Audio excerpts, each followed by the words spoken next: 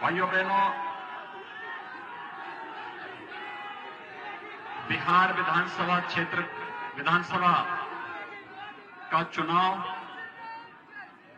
दूसरे चरण में पहुंच चुका है। कल पहले चरण में 54% लोगों ने मतदान में भाग लिया। वैश्विक महामारी कोरोना के बावजूद बिहार की जनता जनार्दन का चुनाव के प्रति जो भाव है, लोकतंत्र के प्रति जो भाव है, वो अभिनंदनीय है। और इस दृष्टि से मैं आज के इस अवसर पर बिहार की जनता का अभिनंदन कर रहा हूं कि इन्होंने कोरोना जैसी महामारी का पस्त करते हुए अपने उत्साह और उमंग का जो परिचय दिया है, वो सचमुच अभिनंदनीय है। मेरी आप सबसे अपील है, कभी कोरोना की बीमारी समाप्त नहीं हुई है। हमने कोरोना की बीमारी पर कुछ हद तक नियंत्रण किया है। और भाइयों बहनों, जब तक बीमारी पूरी तरह समाप्त नहीं हो जाती है या जब तक वैक्सीन आपके जेब में नहीं आ जाता है, तब तक हमें प्रधानमंत्री मोदी जी की 2 बातों को ध्यान में रखना होगा कि बीमारी के प्रति कभी भी असावधानी नहीं होनी चाहिए। बीमारी को कम करके नहीं आंकना चाहिए और बचाव ही वर्तमान में सर्वोत्तम उपाय है। और बचाव के लिए 2 गज की दूरी और मास्क जरूरी होना चाहिए।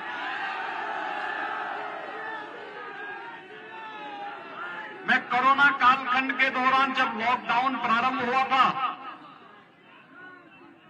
तो भाइयों बहनों, लॉकडाउन के दौरान मैंने इस बात को देखा, बड़ी मात्रा में महाराष्ट्र से, पंजाब से, दिल्ली से, राजस्थान से, उत्तर प्रदेश और बिहार के कामगार श्रमिकों को, नौजवानों को अपना रोजी रोजगार छोड़ करके अपने गांव घर के लिए वापस आने के लिए मजबूर होना पड़ा था। और उस दौरान भले ही महाराष्ट्र के अंदर, दिल्ली के अंदर, पंजाब के अंदर, राजस्थान के अंदर, उत्तर प्रदेश, बिहार, झारखंड, बंगाल के नौजवानों की उपेक्षा हुई हो, लेकिन जैसे वे उत्तर प्रदेश के अंदर पहुंचे, पूरा शासन, पूरा प्रशासन वहां पर उन सबके सहयोग के लिए, उनके स्वागत के लिए और उन्हें हर संभव सहायता देने के लिए वहां पे तत्पर खड़ा था। लोग मुझसे पूछते थे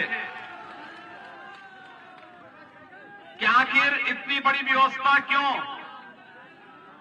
तो मैंने कहा था, देखिए, वैश्विक महामारी, ये लड़ाई एक व्यक्ति की नहीं है, पूरे देश की लड़ाई है, मानवता को बचाने की लड़ाई है। और फिर अगर बिहार के लोग उत्तर प्रदेश से होकर के जाएंगे तो ये तो हमारा दायित्व बनता है। वैसे भी मां सीता के मायके का होने के नाते बिहार के नागरिकों का, वहां के नौजवानों का स्वागत करना हमारा दायित्व बनता है। और भाइयों बहनों, आपने देखा होगा, उत्तर प्रदेश के अंदर किसी को कोई समस्या नहीं हुई, हमने होने भी नहीं दी। सबके रहने की, सबके खाने की, सबके घर तक पहुंचाने की कुशलतापूर्वक व्यवस्था करने का कार्य किया। और हम सब आभारी हैं प्रधानमंत्री मोदी जी के, जिन्होंने लॉकडाउन प्रारंभ होते ही गरीब कल्याण पैकेज की घोषणा करके गरीबों के लिए अन्न की व्यवस्था, गरीबों के लिए रोजगार की व्यवस्था, गरीबों के खाते में पैसे देने की व्यवस्था पूरी मजबूती के साथ किया। ये तकनीक का भी और शासन की दृढ़ इच्छा शक्ति को भी परिचय देने वाला फैसला था। 20 लाख करोड़ रुपए का आत्मनिर्भर पैकेज, भाइयों बहनों, आज तक कभी नहीं इतना बड़ा पैकेज मिला जो प्रधानमंत्री मोदी जी ने देश की जनता के हित में कदम उठाए थे। हर एक नौजवान के लिए रोजगार की व्यवस्था के लिए, हर एक के स्वावलंबन के लिए, भारत की अर्थव्यवस्था को फिर से एक नई ऊंचाइयों तक पहुंचाने के लिए जो कदम उठाए गए थे वह अभिनंदनीय कदम है। और आज उसी का परिणाम है कि आपकी दृढ़ इच्छा शक्ति के सामने कोरोना परास्त हो रहा है, पुष्ट हो रहा है और भारत विजयी हो मुद्रा में आगे बढ़ते हुए जा रहा है। जैसे बिहार के इन नौजवानों के उमंग ने, उत्साह ने कोरोना को पस्त किया है, भाइयों बहनों, ऐसे ही जातिवादी और वंशवादी ताकतों को बिहार के अंदर फिर से पस्त किए जाने की आवश्यकता है। और उन्हें पस्त करने के लिए, आप सबका आह्वान करने के लिए मैं आपके बीच आया हूं। हम सब जानते हैं आज से 15 वर्ष पहले बिहार के सामने अपनी पहचान को छुपाने की एक मजबूरी आ गई थी।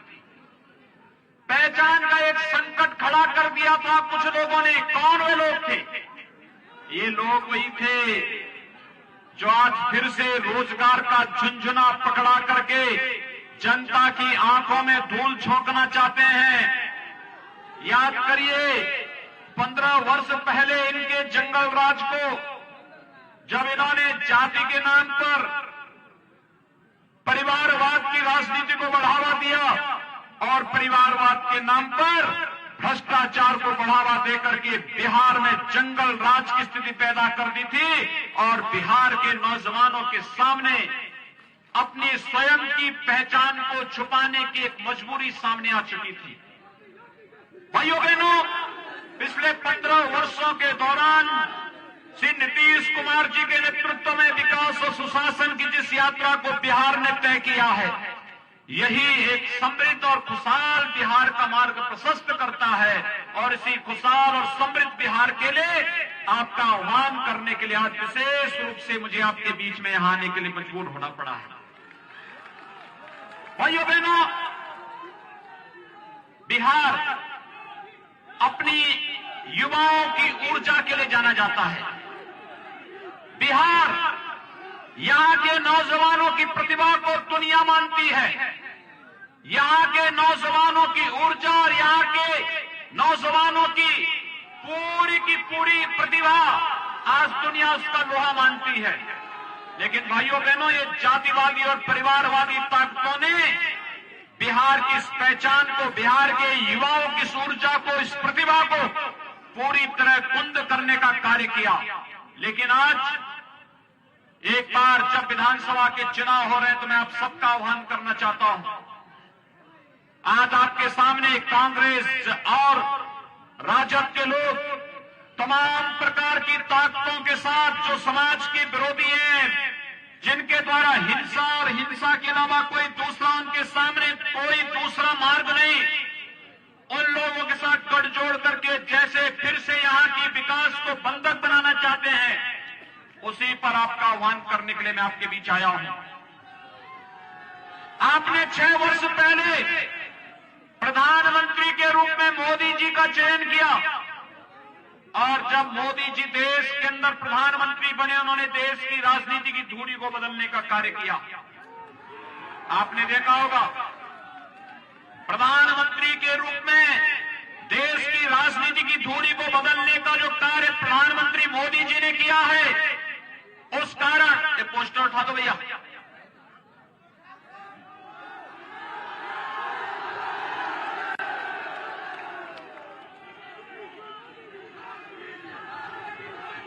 आपने देखा होगा 6 वर्ष पहले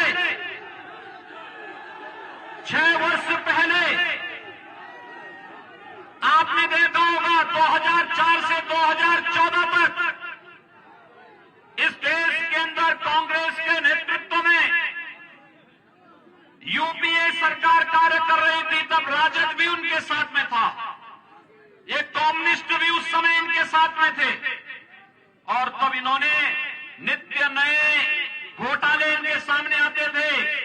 कभी स्पेक्ट्रम घोटाला, कभी कोयला घोटाला, कभी कॉमनवेल्थ घोटाला, कहीं पर कोई अन्य घोटाला, और ये घोटालों पे घोटाले नए करते करते इन्होंने देश के सामने विश्वसनीयता का एक संकट खड़ा किया। ये वही लोग हैं, चाहे वो कांग्रेस हो चाहे वो राजद हो, इनमें केवल इनके लिए परिवार ही देश है। परिवार के बाहर नहीं सोच सकते और एक परिवार को लूट खसोट करने की खुली छूट मिले, इसके लिए इन्होंने पार्टियां गठित की हुई हैं। भाइयों बहनों, ये वही लोग हैं जो नारा लगाते थे और जिस देश को कहते थे इस देश के संसाधनों पर पहला अधिकार किसी मजहब विशेष के बारे में कहते थे कि इस देश के संसाधनों पर इनका अधिकार है। कहां ले गए थे देश को? और आज तो जब 2014 में प्रधानमंत्री के रूप में मोदी जी आए तो मोदी जी ने पहली बात कही थी, देश के संसाधनों पर इस देश के गरीबों का अधिकार है, इस देश के गांव का अधिकार है, नौजवानों का अधिकार है, किसानों का अधिकार है, महिलाओं का अधिकार है और इन सब के उत्थान के लिए हम कार्य करेंगे। एक एक के लिए कार्य योजना उन्होंने बनानी प्रारंभ की। गरीबों के लिए प्रधानमंत्री आवास योजना, आप याद करिए, प्रधानमंत्री आवास योजना के अंतर्गत पिछले 6 वर्षों के दौरान 3 करोड़ गरीबों का एक आवास बना है। 4 करोड़ गरीबों को विद्युत के निःशुल्क कनेक्शन मिले हैं। 8 करोड़ गरीबों को रसोई गैस के कनेक्शन मिले हैं। भाइयों बहनों, देश के अंदर 10 करोड़ गरीबों को एक शौचालय मिला है। 12 करोड़ किसानों को प्रधानमंत्री किसान सम्मान निधि का लाभ मिला है। 15 करोड़ नौजवानों को प्रधानमंत्री मुद्रा योजना में आर्थिक स्वावलंबन का लाभ मिला है और 35 करोड़ गरीबों का जनधन अकाउंट खोला गया और 50 करोड़ गरीबों को 5 लाख रुपए सालाना आयुष्मान भारत में स्वास्थ्य बीमा का कवर देने का कार्य प्रधानमंत्री मोदी जी ने किया। कोई गरीब न उनकी जाति है, न मत है, न मजहब है, न क्षेत्र है, न भाषा है। प्रधानमंत्री मोदी जी ने तो एक ही कहा, हम सहयोग करेंगे सबका, कल्याण करेंगे सबका, न जाति के आधार पर, न क्षेत्र के आधार पर, न भाषा के आधार पर, न मत और मजहब के आधार पर, सबका साथ, सबका विकास का भाव देश के अंदर विकास के पथ पर अग्रसर करने के लिए करेंगे। और भाइयों बहनों, प्रधानमंत्री मोदी जी के गरीब कल्याण के इसी कार्यक्रम को जनता ने 2019 में मोहर लगाई। 2019 में जब प्रधानमंत्री मोदी जी फिर से प्रधानमंत्री बने तो प्रधानमंत्री बनने के बाद देश की जनता ने उन्हें जो समर्थन दिया तब मोदी जी ने एक बात कही और उन्होंने कहा था कि पहले 5 वर्ष गरीबों के उत्थान के लिए, अगले 5 वर्ष देश के उत्थान के लिए। और प्रधानमंत्री बनने के बाद जो कदम उन्होंने उठाने प्रारंभ किए, पहला कदम था, याद करिए, 3 तलाक की कुप्रथा को सदैव के लिए समाप्त करना।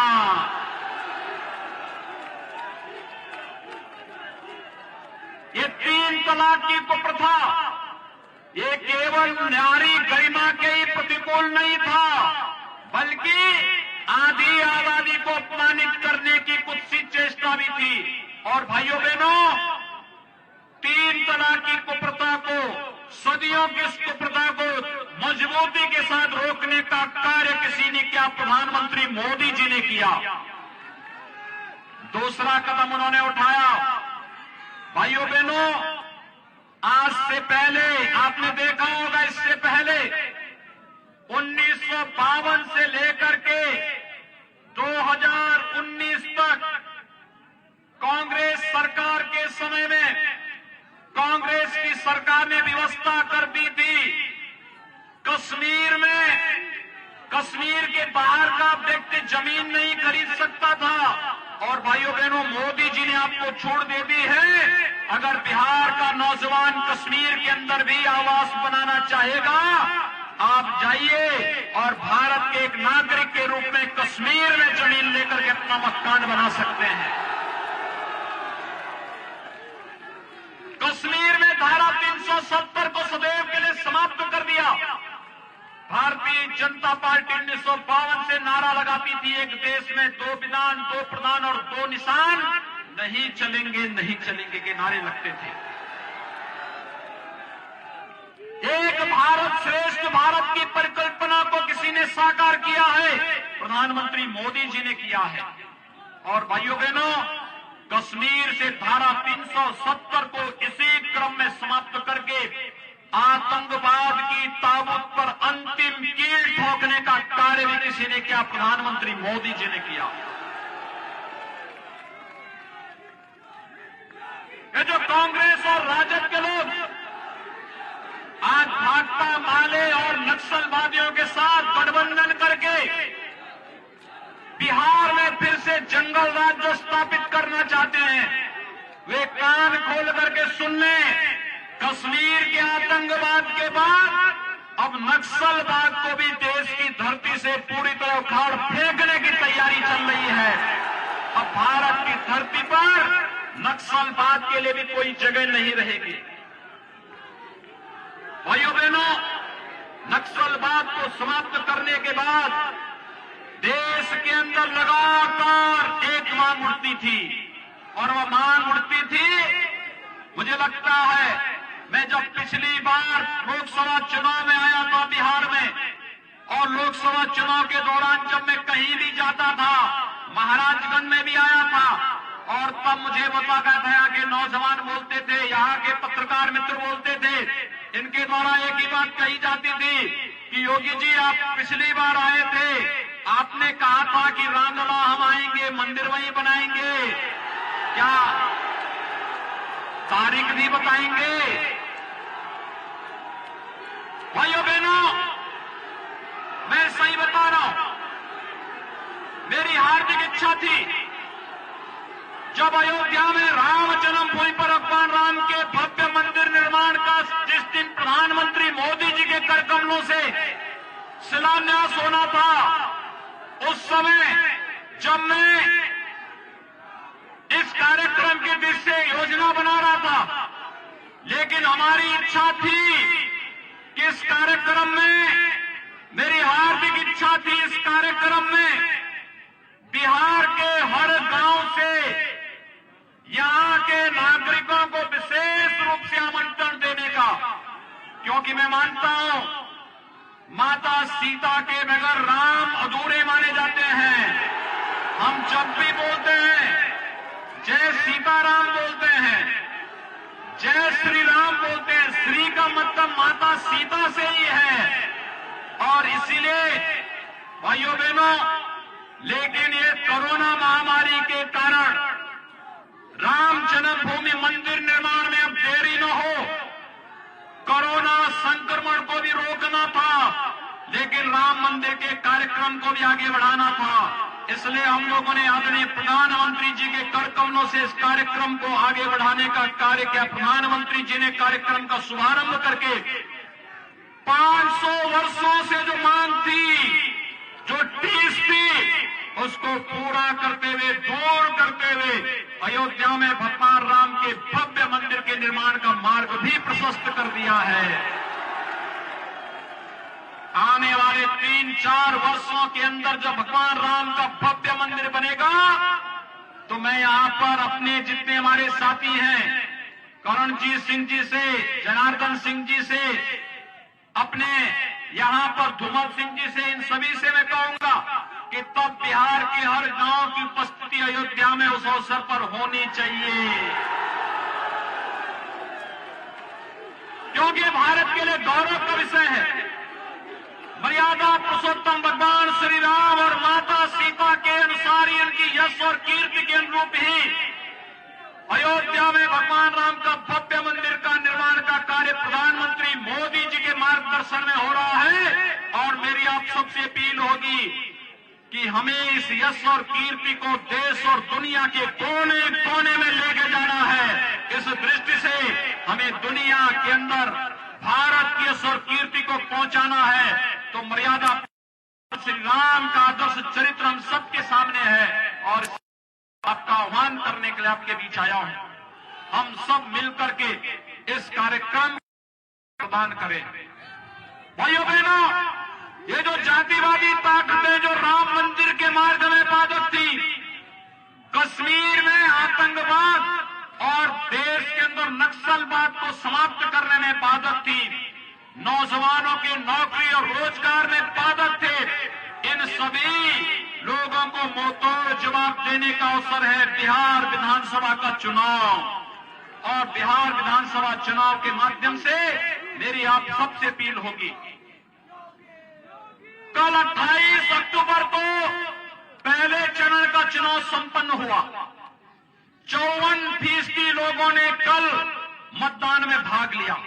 भाइयों बहनों, मेरा आप सबसे अपील है, द्वितीय चरण का चुनाव 3 नवंबर को होने जा रहा है और हमारा प्रयास होना चाहिए द्वितीय चरण में हम मतदान के प्रतिशत को 70% तक पहुंचाने का कार्य करें।